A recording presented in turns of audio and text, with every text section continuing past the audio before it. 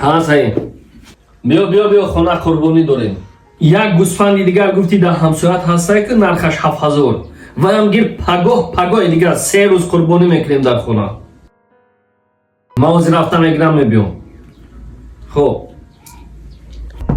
بیو